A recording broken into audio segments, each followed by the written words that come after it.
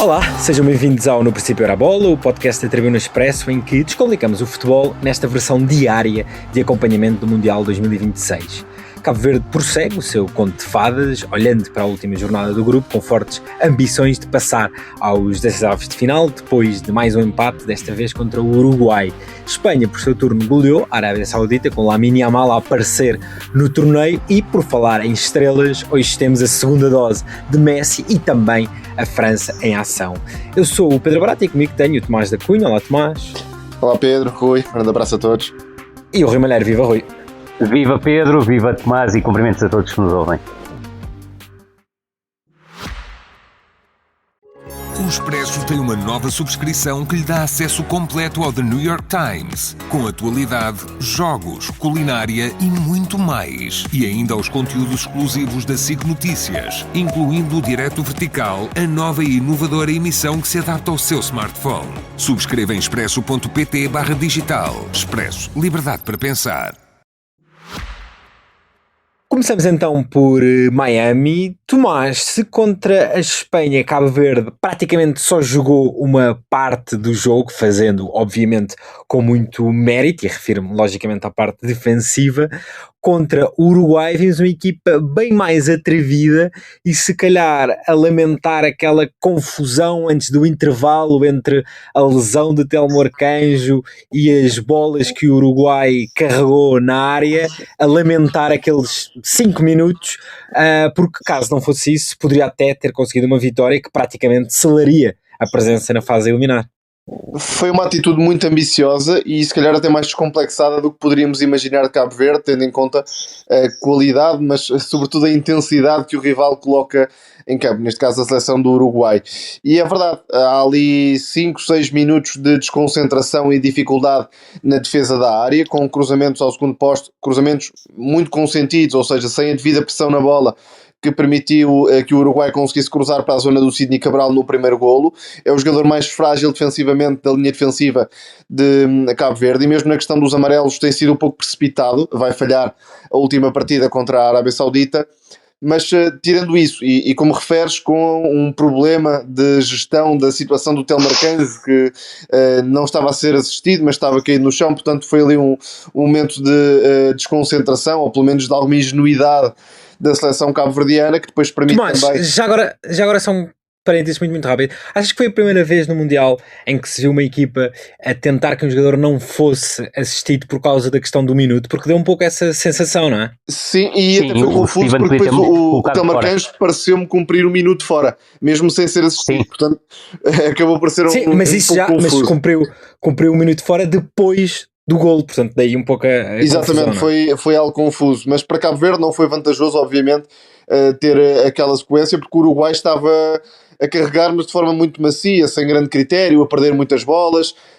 Já se sabe, é uma equipa com poucos caminhos para a baliza adversária e procura lateralizar, mas com poucas opções para criar a vantagem, e Cabo Verde marca primeiro com um belíssimo gol de Kevin Pina, um gol histórico de Kevin Pina, mas facilitado pela barreira uruguaia, que abre sem necessidade, mas num lance em que se percebe a importância do Telmo Arcanjo a fugir à pressão individualizada do Uruguai e depois a correr o campo todo praticamente para chegar ao outro lado e ganhar uma falta. Portanto, as apostas de Bobista para o 11 inicial pareceram acertadas para o tipo de jogo que ia encontrar o Telmo Arcanjo no meio campo, infelizmente sempre muito sujeito a lesões, e o Garry Rodrigues principalmente no lado esquerdo, também a conseguir ameaçar algumas vezes no 1 contra 1. Depois, na segunda parte, Cabo Verde entrou com dificuldades, mas ali, depois de 10 minutos, conseguiu ajustar-se em campo, primeiro com um posicionamento mais adiantado do Jamir Monteiro, e depois com belíssimas trocas novamente de Bobista. Estou a gostar bastante da prestação de Bobista, não só a nível tático, mas também pela presença de espírito. Parece muito calmo, uma referência de liderança e de estabilidade para esta equipa cabo-verdiana, e acabou por acertar no Nuno da Costa, que parece-me neste momento, para o tipo de jogo Cabo Verde, a melhor solução para a ponta de lança, e também o Hélio Varela, que acaba por ter um momento heroico a aproveitar o erro de Oliveira no lançamento, ou melhor, no passe, e depois também de Muslera, que foi ali sem a necessidade alguma, deixando a baliza aberta. Na ponta final, mais uma vez a equipa de Cabo Verde foi heroica no Steven Moreira, em grandes dificuldades conseguiu limpar a área, somar ações importantes em 1 contra 1, e obviamente os dois centrais, que têm um ou outro erro, ao longo do jogo, mas quer o Pico Lopes, quer o Dinei Borges estão a ser autênticos gigantes neste torneio. Rui, quando se pensava que Cabo Verde poderia ter a grande janela neste torneio, na derradeira partida contra a Arábia Saudita, a verdade é que chega lá invicta. Sem dúvida, e essa, olhando para o calendário de Cabo Verde, e nós tínhamos falado sobre a possibilidade de Cabo Verde discutir o jogo com o Uruguai, mas diante da Espanha, obviamente, ninguém esperava que acontecesse aquilo que aconteceu, e ainda bem que aconteceu. O que me parece, e mais uma vez, é a capacidade que esta equipa tem para acreditar até ao fim. E não é por acaso que essa forma de estar no jogo, mesmo que budista, do meu ponto de vista, até bem face àquilo que poderia ser o ascendente final de Cabo Verde, tenha retirado, até no caso do Telmo Arcanjo, admito por uma lesão, que espero que não afaste do próximo jogo, mas também o Jamiro, e tinha reforçado a zona de meio campo com 3 médios mais de contenção e de pressão. A verdade é que Cabo Verde não desistiu de atacar e o Uruguai acabou por ter 2 oportunidades para chegar à baliza de Cabo Verde nos descontos através de situações de contra-ataque, o que seria a forma menos expectável do Uruguai chegar às zonas de finalização. Eu creio que é mais um jogo muito interessante de Cabo Verde, não só agora em relação ao jogo da Espanha, relativamente ao seu processo defensivo, e concordo também com o Tomás em relação à questão que houve ali, claramente, 5, 6 minutos de desconcentração por parte da equipa, e eu creio que tudo começa no lance do Telmo Arcanjo, e admito que o melhor para Cabo Verde teria sido enviar a bola, e o Steven Moreira tinha essa possibilidade de enviar a bola para fora, não o fez, e a verdade é que aí houve as tais 2 situações de disposição da equipa de Cabo Verde, mas salientar também os ótimos movimentos que Maxi tem tido em direção à zona de finalização. Volta a marcar e acaba por ser absolutamente determinante no lance do 1 contra 1, do 1 a 1, e depois está também na assistência para o 2 a 1, e aí sim notou-se pela primeira vez a debilidade dos defesas centrais naquilo que eles têm sido mais fortes, que é a proteção da área. Eu creio que o facto de ter havido uma defesa com referências individuais e o Vinhas ter arrastado o Dinei, acabou por permitir o espaço que o Canóbio acabou por atacar, mas também há, de certa forma, uma desconcentração, quer na formação da última linha, quer na abordagem ao cruzamento largo do Ugarte, é desde muito trás, na abordagem à primeira bola conquistada pelo Maxi. Mas, sobretudo, aquilo que houve de novo neste jogo foi a abordagem ofensiva da seleção de Cabo Verde, completamente destemida. Sabíamos, e notou-se principalmente ali no primeiro quarto de hora, que a seleção do Uruguai iria pressionar alto e com as suas referências claramente individualizadas. Criou algum alarme na seleção de Cabo Verde na fase inicial, mas depois dos 15 minutos vimos Cabo Verde a sair completamente de cabeça levantada, nunca abdicando, isto desde o minuto 1 da construção desde trás, mas houve apontamentos notáveis, principalmente do Telmo Arcanjo, que tem um papel deliberativo no lance de 1 a 0, ele conquista o livre que Kevin Lenin Pina acaba por concretizar em golo, um erro do meu ponto de vista na formação da barreira, não só pela pouca densidade da mesma, mas pela forma absolutamente naif como abre. Mas também do Garry Rodrigues, do Rian Mendes, que conseguiram esticar a equipa e fazer com que chegasse às zonas de finalização. Recordar que Cabo Verde podia ter feito o 2-0, faltou ali mais serenidade ao Gilson Benchimol para perceber que o Telmo Arcanjo estava aberto mais sobre a direita e até Cabo Verde beneficiava do 2 contra 1, e reforçando a ideia do Tomás na segunda parte, na reação à situação de desvantagem, o Uruguai começa melhor, mas percebeu-se que Cabo Verde estava com a intenção de chegar às zonas de finalização, e Bobista, mais uma vez, muito inteligente na forma como fez as substituições, acrescentou Hélio Varela, que me parece ser uma arma muito interessante para um jogo de Cabo Verde mais vertical, em que abdica da capacidade de pensamento do Jovane a partir da ala, e recordar que o Jovane ontem não foi utilizado. Também não sei até que ponto não é uma gestão da condição física do Jovane, e sobretudo do Nuno da Costa. Nós ontem tínhamos salientado aqui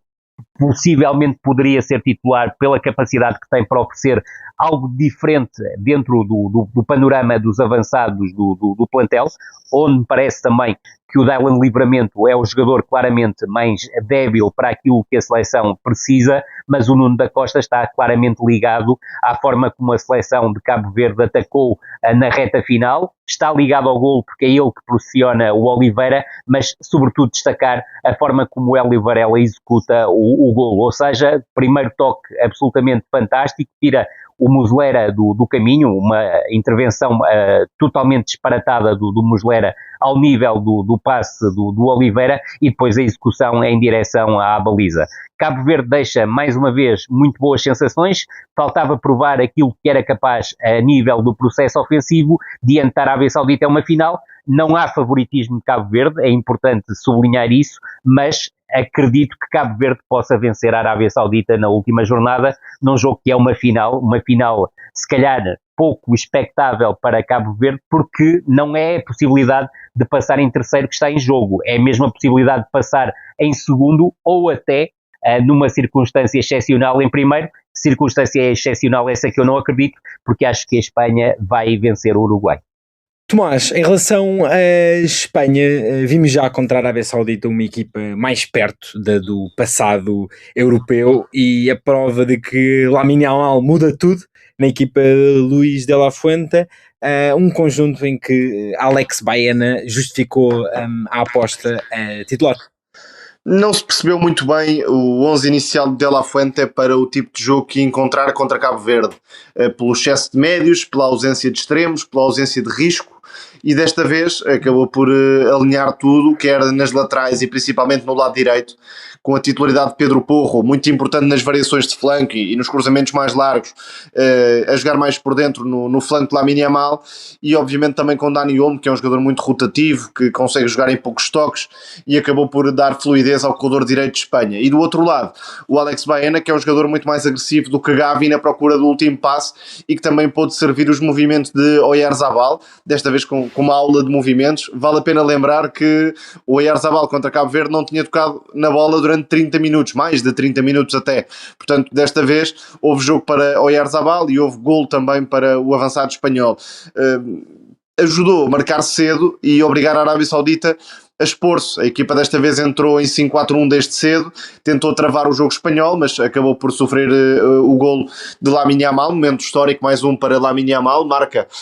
na estreia como titular no Mundial, mas percebe-se que está longe das melhores condições. Ainda assim, com a saída de Fabián, Pedri também pôde participar mais como construtor, participando numa zona mais nuclear do jogo espanhol, mas não foi um jogo de grande exigência, nem defensiva, nem sequer ofensiva, porque houve espaço nas costas para a Espanha explorar, houve erros da Arábia Saudita para a Espanha aproveitar, até em situações de bola parada, portanto, resultado normal, muito simples. Vamos ver se contra o Uruguai, que é um teste importante, nem que seja porque o Uruguai precisa do jogo, haverá uma exigência diferente, porque até agora ficou a ideia de um jogo, não quero dizer acidental, mas atípico para a seleção espanhola contra Cabo Verde e um passeio no parque contra a Arábia Saudita para Luís de la Fuente afinar a máquina. Percebe-se também que esta Arábia Saudita está mais do que ao alcance de Cabo Verde na última ronda, até com um empate pode dar para passar em segundo lugar. Vamos então olhar para as partidas desta segunda-feira, 22 de junho, em que, Rui Malheiro, teremos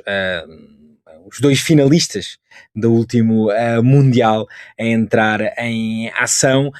Primeiro, o Argentina-Áustria, em que poderemos ter aqui um choque curioso entre a equipa de Scaloni, que tem, obviamente, Messi como grande protagonista, e a tentativa do futebol agressivo e de muita energia da seleção austríaca.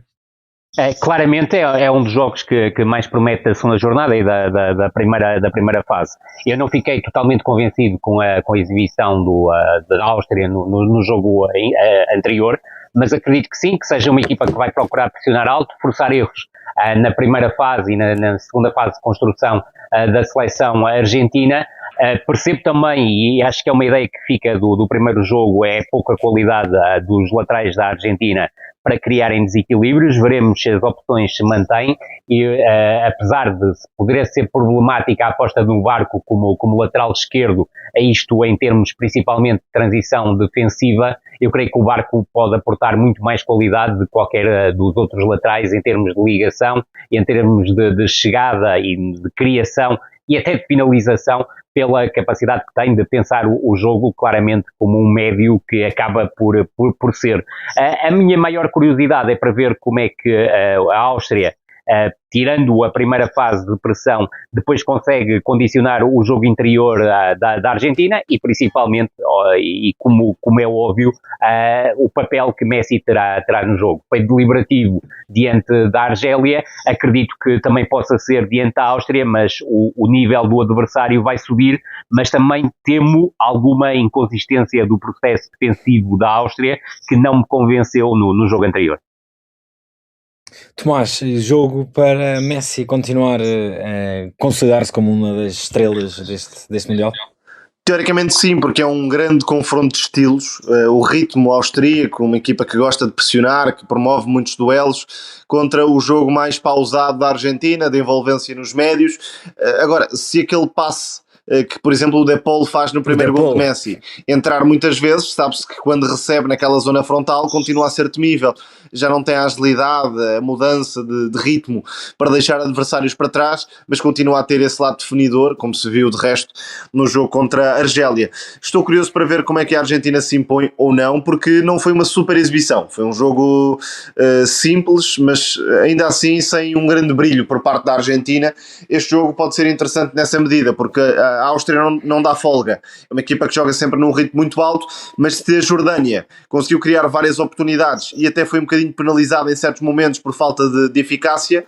não sei se a Áustria competitivamente será capaz de travar esta Argentina, mas é um bom duelo, um duelo com duas equipas que têm 3 pontos e que dá para medir de facto como é que a Argentina vai lidar contra um adversário de pressão constante na construção.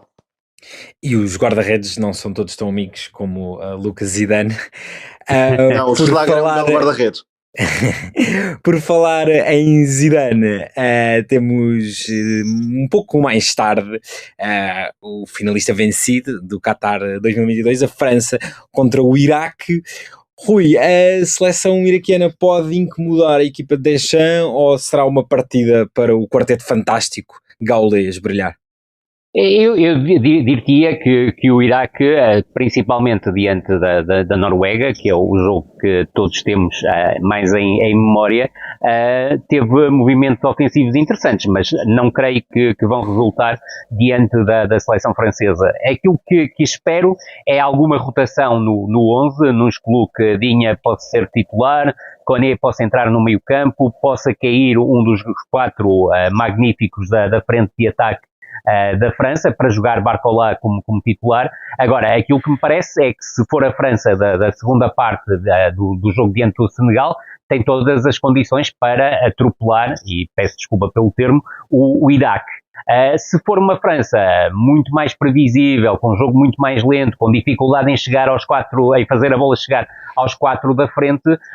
não creio que a França seja alguma vez surpreendida, mas poderá ter ali algum custo, uma forma, se quisermos, não tão competitiva na abordagem à partida. Agora, a qualidade individual do quarteto da frente e a qualidade coletiva também da seleção francesa, eu creio que não vai ter grandes problemas diante de um bloco baixo. Creio que a França tem a capacidade para quebrar um bloco baixo como o do Iraque, sobretudo pela capacidade que têm os jogadores para criar desequilíbrios num contra um. A minha principal interrogação é se Olise, à semelhança do que aconteceu na segunda parte, vai ser um médio mais ofensivo, ou seja, mais pelo corredor central, que promove também ligações com o tridente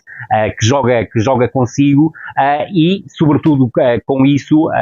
nunca esquecer que os extremos franceses e mesmo o próprio Mbappé e mesmo o próprio Olise conseguem fazer em espaços curtos e em espaços largos claramente a diferença, e creio que a França terá um jogo confortável e devidamente concentrada competitivamente pode construir um resultado bastante robusto. Tomás, mesmo para terminar, vou-te pegar aqui uma rasteira. Em vez de te perguntar pela Argentina ou pela França, dou-te 1 minuto para convencer os nossos ouvintes a ficarem acordados até de madrugada para ver uma das partidas mais interessantes da fase de grupos, até pela composição do grupo, que é este Noruega-Senegal. Não foi uma exibição totalmente inspirada e convincente da Noruega, mas o Iraque acabou por ter vários problemas defensivos, não só na bola parada, mas também na defesa de cruzamentos, quis pressionar em alguns momentos, tanto que a Noruega conseguiu muitas vezes ligar com o Sorloth, que é um falso extremo-direito, e depois rodar para o lado contrário, onde o Nusa esteve inspiradíssimo, belíssima exibição. Estou curioso para ver se o Sheldrup, por exemplo, vai ter espaço no 11 ou se haverá confiança no Nusa. Teoricamente é o titular daquele lado. O Haaland fez um jogo de grande presença na área, mas agora tem um teste mais a sério. E o Senegal, se olharmos à primeira parte que fez contra a França, seguramente vai dar bastante trabalho. Portanto, é um dos jogos mais apetecíveis do dia, se calhar até o mais apetecível em termos de equilíbrio, porque é um resultado muito imprevisível.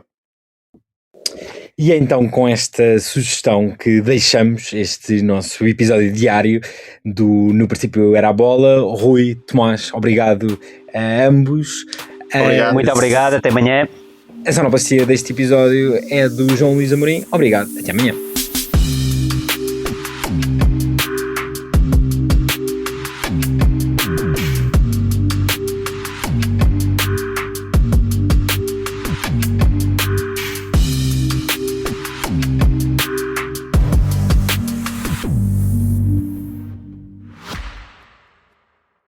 O Expresso tem uma nova subscrição que lhe dá acesso completo ao The New York Times, com atualidade, jogos, culinária e muito mais. E ainda aos conteúdos exclusivos da SIC Notícias, incluindo o Direto Vertical, a nova e inovadora emissão que se adapta ao seu smartphone. Subscreva em expresso.pt/digital. Expresso. Liberdade para pensar.